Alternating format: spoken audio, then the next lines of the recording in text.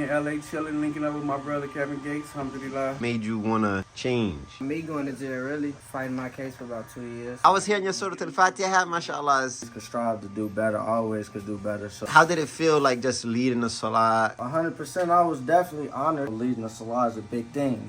It's not minor, you get what I'm saying? Yes, and you said you had did some Fed time, right? Did 10 to Fed. You was basically in there for COVID and all that. How that was like? So when COVID hit, it backfired, and it was dying at a rapid rate. See, the thing about the prison, why you still got your freedom, because your liberation, your freedom is the most important and most valuable thing you can have.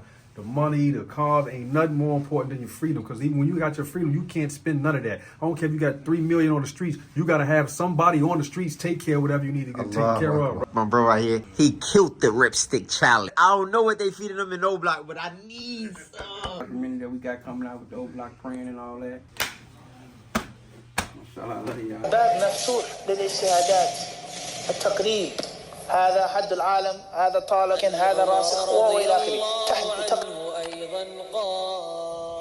Assalamu alaikum wa rahmatullahi ta'ala wa barakatuh. Ta'ala 𝗪𝗏𝗪𝗏𝗧𝗜𝗏𝗏𝗧. This type of YouTubers and viewers. Welcome back to a new video on 𝗪𝗏𝗪𝗏𝗧𝗜𝗏𝗏𝗧. Y'all know what time it is. About to see the brothers right now. OBlock. Wa alaikum salam wa rahmatullahi wa barakatuh. 𝗥𝗜𝗣𝗦𝗧𝗜𝗏𝗏𝗧. Alhamdulillah. What's going on, Sheikh? Ain't nothing I care, alhamdulillah. Alhamdulillah. Alright, so we in LA right now with 𝗪𝗏𝗪𝗏𝗧𝗜𝗏𝗏𝗧. Alhamdulillah, he definitely pushing peace out in OBlock, Chicago, Chi-Town. All over this Yep, the face behind the case, you know what I'm talking about? But a good case, Allahu Akbar. Alhamdulillah. So how you feeling, Ak? Alhamdulillah, peaceful. Allah is kind, very kind. Alhamdulillah. So you out in LA chilling? Yeah, alhamdulillah. Out here in LA chilling, linking up with my brother Kevin Gates, alhamdulillah. Alhamdulillah. Inshallah. And you said you seen that video in Maryland and the brothers obviously coming at each other. How you feel about that? Oh man, that's something that we definitely got to get on top of, right? With the brothers out there in Maryland, man, we definitely want to try to grab a hold of that before it get out of hand, because we can't have Muslims harming Muslims, right? That's number one. So inshallah, man, we're going to do our best to get the brothers a helping hand right there. You know, the Prophet Muhammad said if you can't do something with your hand, then do it with your mouth. So we're going to try to change that situation with the best of our ability. Alhamdulillah. Alright, let's get over here to my young bro, man. Yeah. Assalamu alaikum wa rahmatullahi wa barakatuh. We got DQ from OBlock in the building. Yes. How you feeling, Ak? How old are you if you don't mind me asking? I'm 20. I just made 26 January 12th. Allahu Akbar. It's a blessing. How long you been Muslim?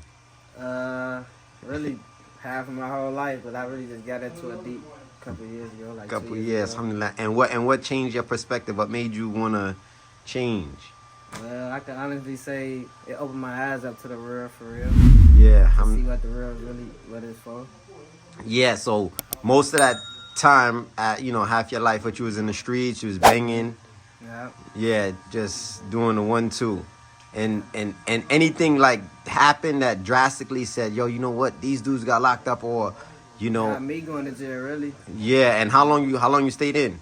I was in probably for like a month, and then I fighting my case for about 2 years. Okay, alhamdulillah. So you made bail. Mm-hmm. So you good now. You ain't got to worry about no. Yep, I'm straight. I beat it. Allahu Akbar. May Allah bless you, Ak. Glad to see you, man. Glad to see you too, huh? Assalamu alaikum salam wa rahmatullahi wa barakatuh. This is my young boy right here. He done led the salah out there in OBlock, right? Nah, Philly. That was Philly. Oh, that was Philly. You led the salah. Allahu Akbar. I was hearing your 𝗪𝗏𝗪𝗏𝗪𝗏𝗧𝗜𝗏𝗏𝗧, mashallah. Alhamdulillah. What's your name, Ak? Mujahid. How old are you? 21.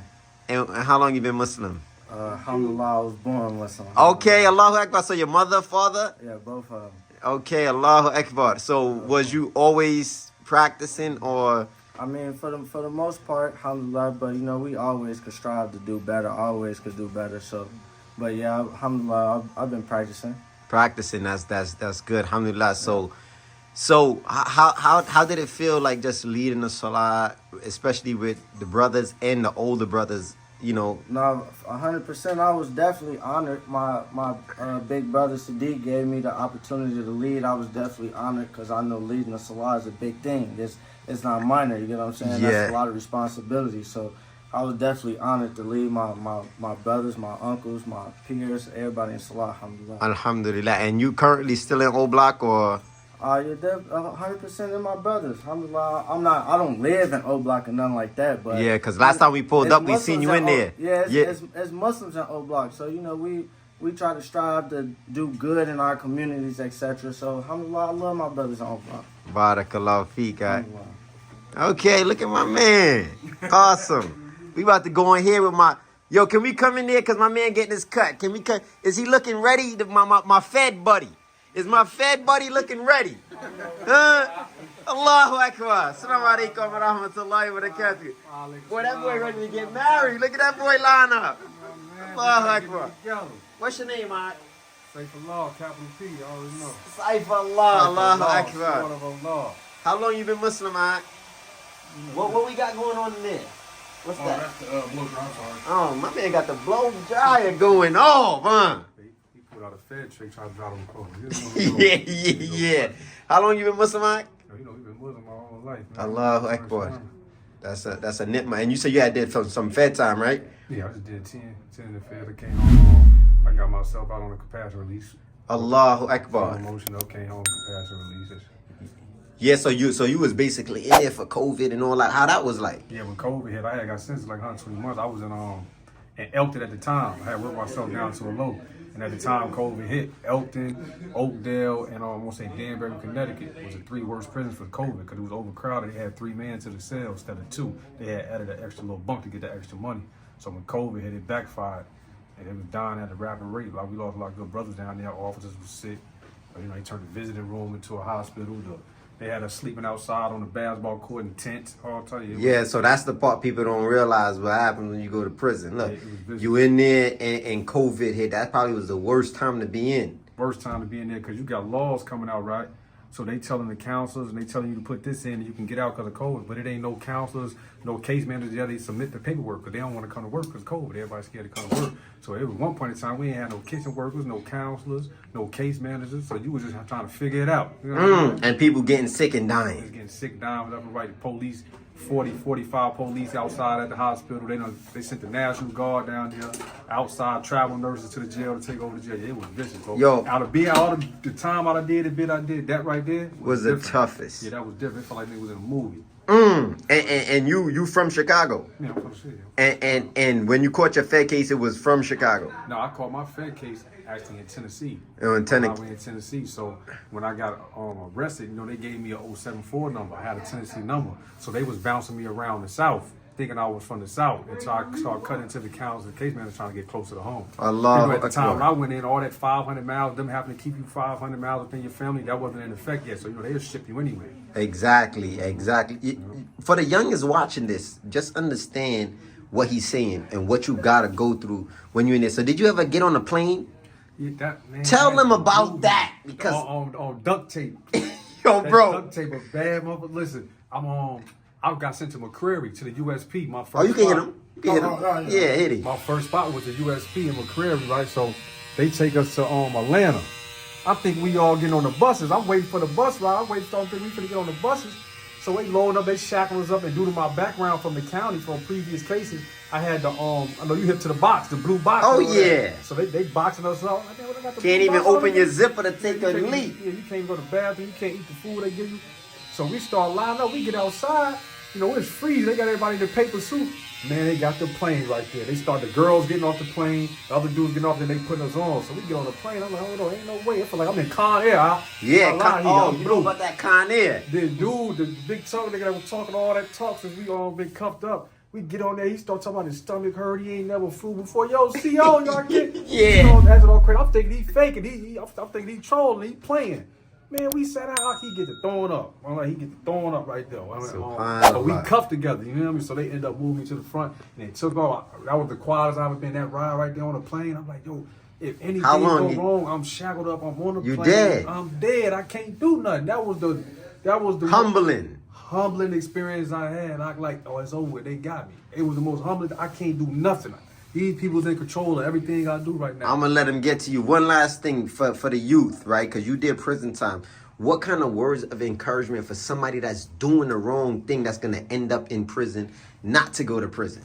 See, the thing about the prison, why you still got your freedom, because your liberation, your freedom is the most important and most valuable thing you can have. the money, the cars, ain't nothing more important than your freedom. Because even when you got your freedom, you can't spend none of that. I don't care if you got 3 million on the streets, you got to have somebody on the streets take care of whatever you need to get taken care of, right? So while you got your freedom, you got to realize that everything you doing, it only take one mistake to transpire that could change the whole fold of your life. It took 1.5 minutes to get into the situation I got out, and I've been home 4 years, 5 years, 6 years, 10 years. As long as you've been home, you still gonna be in the fold of people, because once you get in the system, it's the hardest thing to get out of. Like, I got out, but I'm still on parole right now, so every day I'm tiptoeing, I'm walking on thin ice. So even when you get released, you still not freely free because you still in those people's system. So before you get and crash out, you got to think about the people that's around you, because not only do it affect you, it affect your family. That's one thing I learned while I was gone. My decisions wasn't just about me doing the bid. I could accept the bid. It was what I was putting my family through, because you're not just being alone when you're in there. It affects your people on the outside too, because they actually being with you, believe it or not. It's like a piece of them going. So yeah, jazakallah khair. Yo, maybe next time we do a full interview with 𝗪cie𝗿𝗏𝗧𝗂𝗏𝗏, man. Since 121, I ended up doing like 8 years and 9 months. So I got released like 9, I did 9 years, like 1 month before I got the immediate release. May Allah bless you. You know what I'm saying? But 1 day too long, 2 days, because ain't no guarantee you gonna make it home. Allahu Especially Akbar. if you get sent to the Thunderdome. You know what I'm saying? But one thing I can say, 2 people could get sentenced. Let's say both of us get sentenced to 10 years. Depending on how you spend your time while you in jail, you only was locked up if you come out the same way you went in. I turn my incarceration into positive preparation and use it as a tool to come home. Everybody be rushing to be getting home, but they don't have no plan, and they waste their time while they was behind the wall. You always got to position yourself and think to put yourself in the right position. You know what I'm saying? So you got a brother that's work out every day, play ball every day, use the phone every day. Then you might got a brother that's over here that's reading every day, that's planning every day. What I did, I made sure I put a plan together, so when I hit the streets, I take off running. If you've been sitting in jail and then you come home with no plan, now that your first 5 years that you spent on jail is trying to figure out what you want to do. So you really did a 10-year bid instead of 5. Your first 5 being free is trying to figure out what I'm going to do. Subhanallah. Allahu Akbar. We gonna have to get a full interview with Cypher when we get back out to Chicago, inshallah. We're gonna get on that ball. I still got Allahu Akbar. The Thunderdome, that's the USP. That's where it gets vicious. Yeah. Boys come out here with Bethlehem. Yeah. You gotta remember, like, you know, feds. Bloodbath spots. People all around the bloodbath world, spots. So everybody think they on go time. You ain't the only one think you thorough. Everybody in every city, you around people from all Big over Sandy. the world. Big Sandy, McCrary, Pollock, like, yeah. You got what about the one in Atlanta? I pulled Atlanta USP. Yeah, Atlanta USP, get it in. So no matter where you at, man, it's always somebody think they're a little tougher, man. Exactly. So yeah, they gonna try your hand. We gonna see what's to you. And like he said about that little situation that the brother had, you gotta also think, we could crash out, but is it really worth it? So one mistake can crash out a whole car. Next, you know, you locked down for the next 8 months. Everybody getting shipped out, race war. You know what I never noticed, like how we be behind the wall and everybody can come together. Oh, because we 100 miles away from the city. Oh, so yeah. Let's all link up. Oh, We yeah. was born on the street, but since we in jail, we finna link up. Nah, we supposed to have the same mentality on the street. I can come bring you a care pass, make sure you got shower shoes, make sure you got soap. We come together and gal together because we finna get into it with these Serranos or this other way, but we'll get on the streets and try to nail each other, try to kill each other. Or you've been shooting at your whole life, y'all get to jail and y'all cool for right now because we got to do this big. Exactly. That's supposed to be the mentality on the street. I know what time it is. Y'all already know something. Yeah, Allahu Akbar, my bro right here. He killed the ripstick challenge. Allahu Akbar. I said, I don't know what they feeding them in OBlock, but I need some.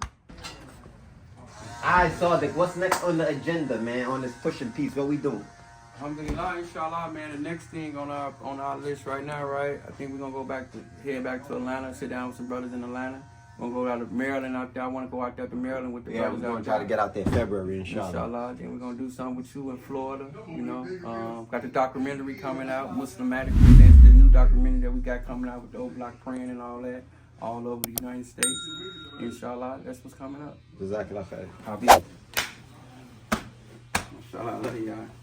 Y'all know what time. Once again, stay tuned. Stay rip, six pack, big back. Big facts.